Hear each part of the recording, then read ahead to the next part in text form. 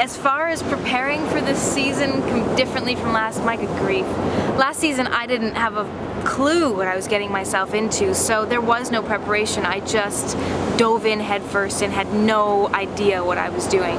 This year I feel like my preparation was so much more about preparing Evangeline than it was about preparing Kate. I had to prepare my own heart and mind because I was really spun out by the end of last year. With all the pressures and the lifestyle differences and the challenges that had come along with doing this television show. What's that? What did I discuss regarding Kate's development with JJ and Damon over the hiatus? Over the hiatus, I had pretty much no contact whatsoever with my producers or other cast members.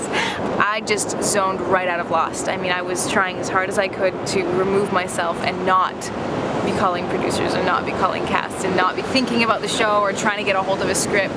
I completely just allowed myself to release myself into the bliss of ignorance and thought I was ignorant all first season. I can go into second season ignorant and I'll be just fine.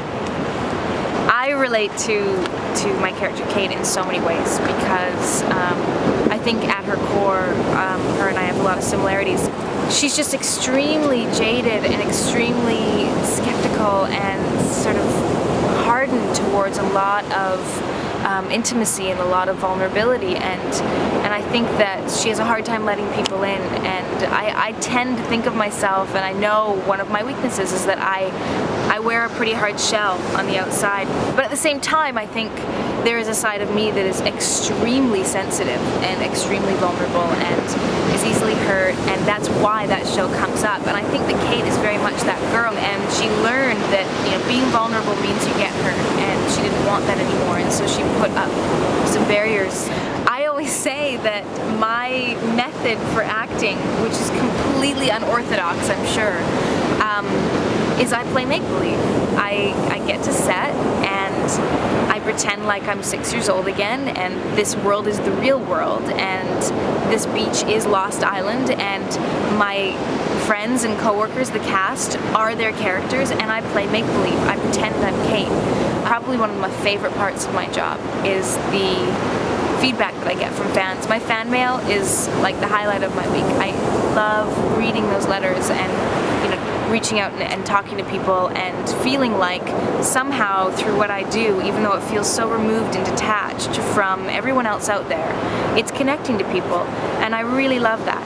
Lost is a hit because, I think, because it goes so much deeper than most television nowadays. Every day people grapple with what they believe and how they understand the world, and that's what our show deals with. It deals with what human beings have to go through on a day-to-day basis, and it just takes it though and puts it in a fishbowl or on an island so that we can all watch it and observe it and understand it better. And through understanding the characters on our show better, I think that people are developing a better understanding of themselves.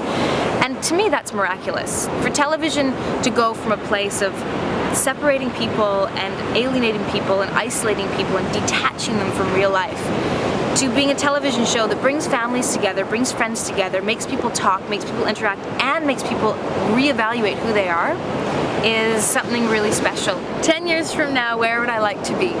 I am terrified to admit this to the rest of the acting world, but ideally 10 years from now I'd like to be a retired actress, and I would like to have a family, and I'd like to be writing, and potentially you know, maybe influencing people's lives in a more humanitarian way, as almost everybody in the world now knows was my intention before I started this show.